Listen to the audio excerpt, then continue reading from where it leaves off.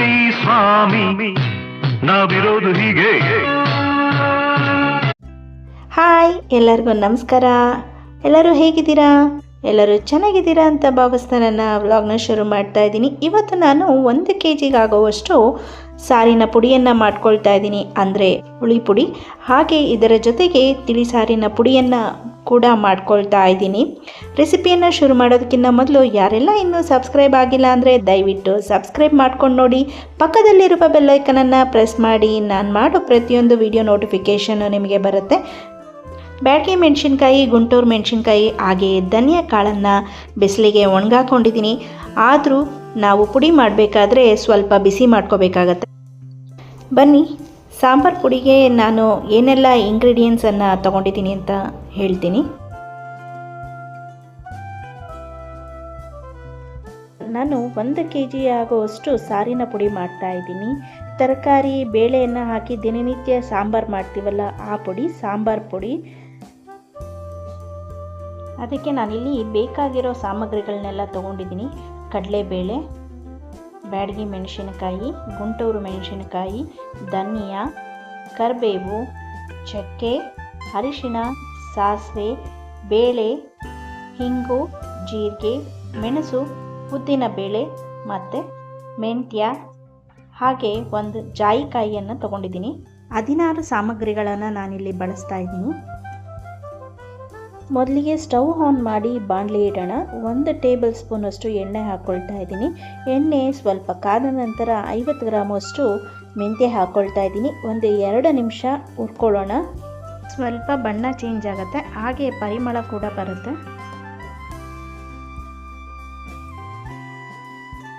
ಈಗ 150 ಗ್ರಾಮಷ್ಟು ಕಡಲೆಬೇಳೆ ಹಾಕ್ಕೊಳ್ತಾ ಇದ್ದೀನಿ. ಕಡಲೆಬೇಳೆನ ಪರಿಮಳ ಬರೋ ತನಕ ಹುರ್ಕೊಳ್ಳೋಣ. ಹಾಗೆ ಕಡಲೆಬೇಳೆಯ ಬಣ್ಣ ಕೂಡ ಚೇಂಜ್ ಆಗುತ್ತೆ, ಸ್ವಲ್ಪ ಪರಿಮಳ ಬರ್ತಾ ಇರುತ್ತೆ. ತುಂಬ ಹುರ್ಕೊಳ್ಳೋ ಅವಶ್ಯಕತೆ ಇಲ್ಲ. 100 ಗ್ರಾಮಷ್ಟು ಉದ್ದಿನ ಬೇಳೆಯನ್ನು ಹಾಕ್ಕೊಳ್ತಾ ಇದ್ದೀನಿ.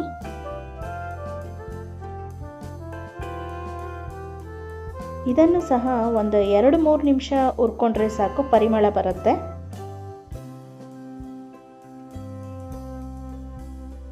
ಎರಡು 3 ನಿಮಿಷದ ನಂತರ ನಾನಿಲ್ಲಿ 50 ಗ್ರಾಮಷ್ಟು ತೊಗರಿ ಬೇಳೆಯನ್ನು ಹಾಕ್ಕೊಳ್ತಾ ಇದ್ದೀನಿ. ಇಲ್ಲಿ ನಿಮಗೆ ತೊಗರಿ ಬೇಳೆ ಬೇಡ ಅಂದರೆ ಕಡಲೆಬೇಳೆನೇ 50 ಗ್ರಾಮ್ ಹೆಚ್ಚಿಗೆ ಹಾಕ್ಕೊಳ್ಬೋದು. ಎಲ್ಲ 2-2 ನಿಮಿಷ 3-3 ನಿಮಿಷ ಲೋ ಫ್ಲೇಮ್ನಲ್ಲಿ ಇಟ್ಕೊಂಡು ಹುರ್ಕೊಳ್ಬೇಕಾಗತ್ತೆ. ನಂತರ ನಾನಿಲ್ಲಿ 50 ಗ್ರಾಮಷ್ಟು ಮೆಣಸನ್ನು ಹಾಕ್ಕೊಳ್ತಾ ಇದ್ದೀನಿ. ಮೆಣಸು ಹಾಕ್ಕೊಳೋದ್ರಿಂದ ಸಾರು ರುಚಿಯಾಗಿ ಬರುತ್ತೆ. ಇದನ್ನು ಕೂಡ 2-3 ನಿಮಿಷ ಹುರ್ಕೊಳ್ಳೋಣ.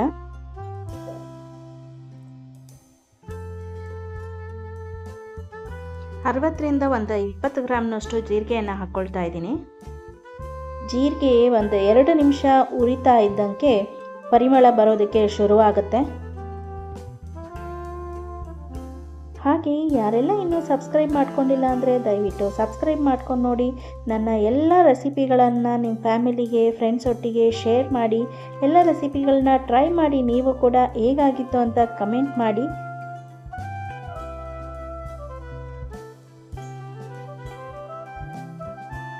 ಜೀರಿಗೆ ಹಾಕಿದ ನಂತರ ಉರಿತಾ ಇರಬೇಕಾದ್ರೇ ಒಂದು ಘಮ ತುಂಬ ಅದ್ಭುತವಾಗಿ ಬರ್ತಾ ಇದೆ. ನಾನಿಲ್ಲಿ 20 ಗ್ರಾಮಷ್ಟು ಸಾಸಿವೆ ಹಾಕ್ಕೊಳ್ತಾ ಇದ್ದೀನಿ.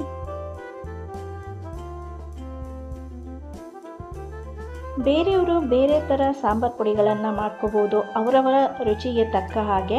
ಈ ಸಾಂಬಾರು ಪುಡಿ ತುಂಬ ರುಚಿಯಾಗಿರುತ್ತೆ, ಒಂದ್ಸರಿ ಮಾಡಿ ನೋಡಿ. ಹಾಗೆ ನಾನು ಯಾವುದೇ ಪುಡಿ ಆದರೂ ಮನೆಯಲ್ಲಿಯೇ ಮಾಡ್ಕೊತೀನಿ, ಮಿಷಿನಿಗೆ ತೊಗೊಂಡೋಗಿ ಹಾಕಿಸ್ಕೊಂಡು ಬರಲ್ಲ. ನಾನಿಲ್ಲಿ 5 ಗ್ರಾಮಷ್ಟು ಚಕ್ಕೆ ಹಾಕ್ಕೊಳ್ತಾ ಇದ್ದೀನಿ.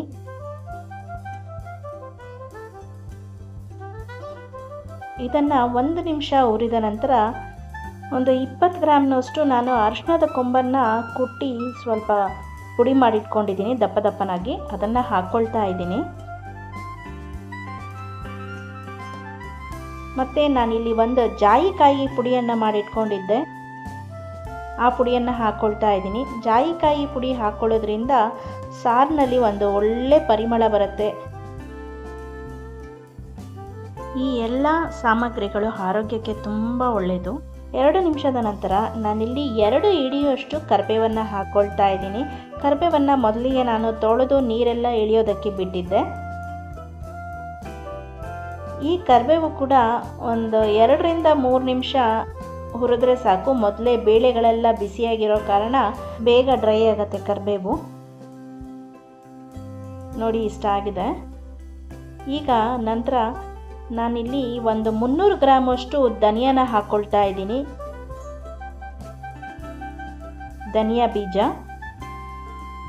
ಬೀಜನ ಒಂದು 3 ರಿಂದ 4 ನಿಮಿಷ ಹುರ್ಕೊಳ್ಬೇಕಾಗತ್ತೆ. ಎಲ್ಲ ಸಾಮಗ್ರಿಗಳನ್ನು ಲೋ ಫ್ಲೇಮ್ನಲ್ಲೇ ಇಟ್ಕೊಂಡು ಹುರ್ಕೊಳ್ಬೇಕು. ಧನಿಯಾ ಹುರಿತಾ ಇದ್ದ ಹಾಗೆ ಸ್ವಲ್ಪ ಬಿಸಿ ಆದಮೇಲೆ ಒಂದು ಪರಿಮಳ ಬರೋದಕ್ಕೆ ಶುರುವಾಗುತ್ತೆ, ಧನಿಯಾ ಪರಿಮಳ.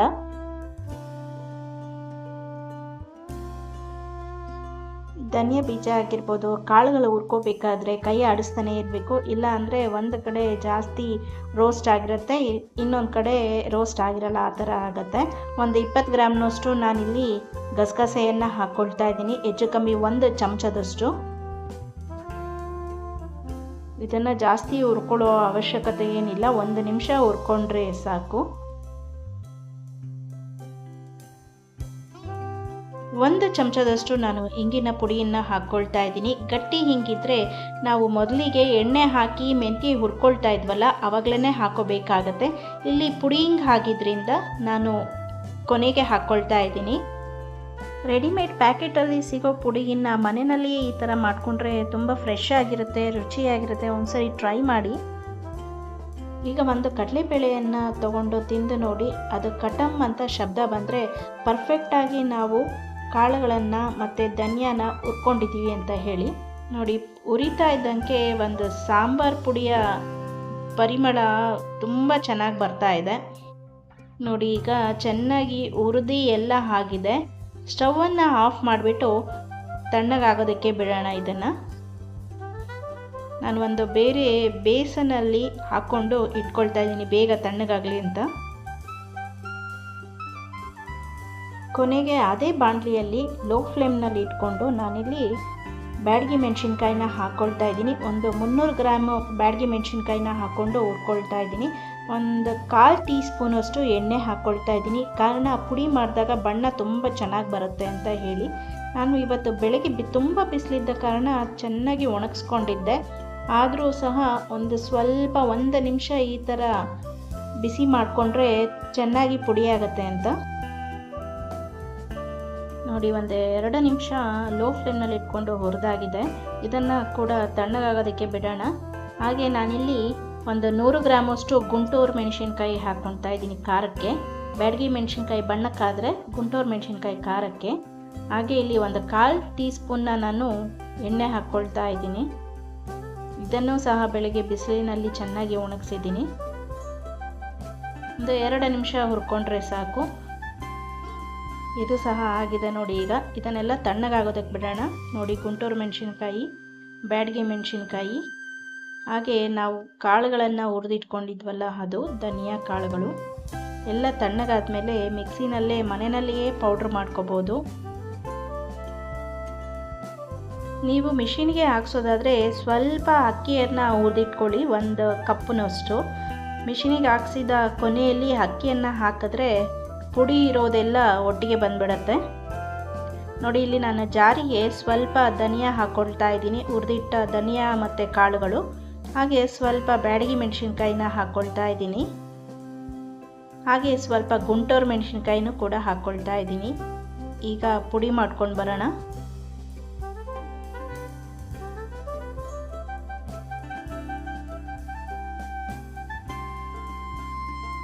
ನೋಡಿ, ಗ್ರೈಂಡ್ ಮಾಡ್ಕೊಂಡು ಬಂದಿದ್ದೀನಿ. ಎಷ್ಟು ಚೆನ್ನಾಗಿದೆ ಬಣ್ಣ ಅಂತ ಅಂದು. ತುಂಬ ನೈಸಾಗಿ ಪುಡಿ ಮಾಡ್ಕೋಬಾರ್ದು, ಚೆನ್ನಾಗಾಗಲ್ಲ ಸಾಂಬಾರು ಪುಡಿ. ಸ್ವಲ್ಪ ದಪ್ಪ ಇದ್ರೇ ಚೆನ್ನಾಗಿ. ಹಾಗಾಗಿ ನಾನು ಮನೆಯಲ್ಲಿಯೇ ಮಾಡ್ಕೊತೀನಿ. ಮಿಷಿನಿಗೆ ಹಾಕ್ಸಿದ್ರೆ ತುಂಬ ನೈಸ್ ಆಗೋಗ್ಬಿಡತ್ತೆ ಅಂತ ಅಂದು ನಾನು ಉಳಿದ ಎಲ್ಲ ಧನಿಯಾ ಹಾಗೆ ಮೆಣಸಿನ್ಕಾಯಿನ ಎಲ್ಲ ಪುಡಿ ಮಾಡ್ಕೊಂಡು ಬಂದಿದ್ದೀನಿ. ನೋಡಿ, ಇಷ್ಟು ಪುಡಿ ಆಗಿದೆ. ಈಗ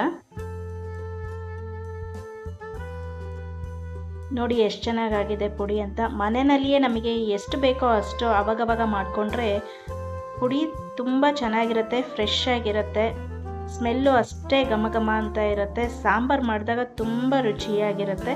ಬನ್ನಿ ಇದಿಷ್ಟು ಪುಡಿ ಎಷ್ಟಾಗಿದೆ ಅಂತ ನೋಡೋಣ.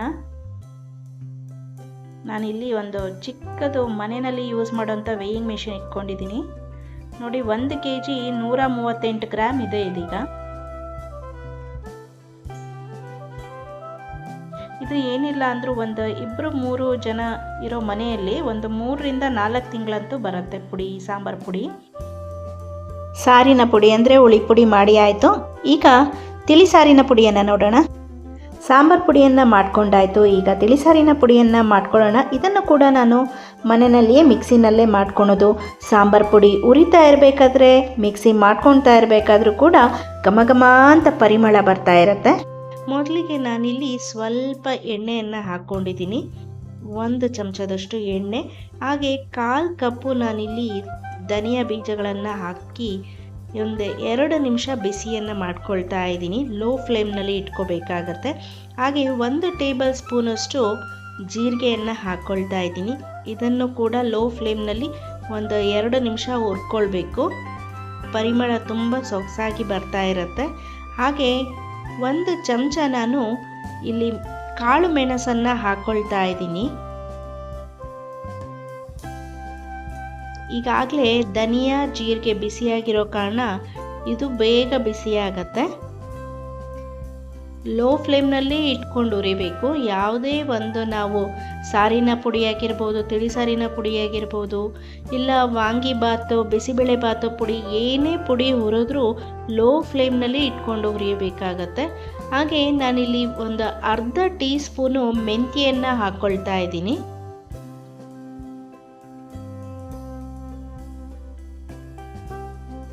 ಧನಿಯಾ, ಜೀರಿಗೆ, ಮೆಂತ್ಯೆ, ಮೆಣಸು ಪರಿಮಳ ತುಂಬ ಸೊಗಸಾಗಿ ಬರ್ತಾ ಇದೆ, ಅದರ ಘಮ ನೋಡಿ. ಈಗ ಹುರಿದುಕೊಂಡು ಆಗಿದೆ. ಈಗ 1 ಚೂರು ಚಕ್ಕೆಯನ್ನು ಹಾಕ್ಕೊಳ್ತಾ ಇದ್ದೀನಿ.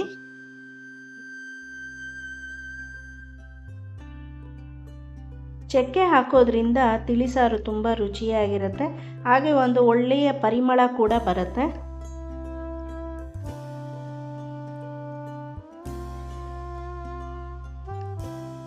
ಐದರಿಂದ 6 ನಿಮಿಷ ಹುರ್ಕೊಂಡ್ರೆ ಸಾಕು. ಘಮ ಘಮ ಅಂತ ಪರಿಮಳ ಬರ್ತಾ ಇರುತ್ತೆ. ಈಗ ಒಂದು ಸ್ವಲ್ಪ ಕರಿಬೇವನ್ನು ಹಾಕಿ ಹುರ್ಕೊಳ್ತಾ ಇದ್ದೀನಿ. ಚಿಟಪಟ ಅಂತ ಕರಿಬೇವು ಸಿಡಿಯುತ್ತೆ. ಆಗಲೇ ಧನಿಯಾ, ಮೆಂತ್ಯ, ಜೀರಿಗೆ ಇದೆಲ್ಲ ಬಿಸಿಯಾಗಿರೋ ಕಾರಣ ಸ್ವಲ್ಪ ಚಿಟಪಟ ಅಂತ ಸದ್ದು ಬರುತ್ತೆ ಕರಿಬೇವು. ಯಾವುದೇ ಪುಡಿಯಾದರೂ ಫ್ರೆಶ್ ಆಗಿ ಮಾಡಿಕೊಂಡು ನಾವು ಅಡುಗೆ ಮಾಡೋದ್ರಿಂದ ತುಂಬ ರುಚಿಯಾಗಿ ಬರುತ್ತೆ ಅಡುಗೆಗಳು. ಹಾಗೆ ನಾನಿಲ್ಲಿ ಒಂದು ಸ್ವಲ್ಪ ಇಂಗನ್ನು ಹಾಕ್ಕೊಳ್ತಾ ಇದ್ದೀನಿ, ಪುಡಿ ಇಂಗು.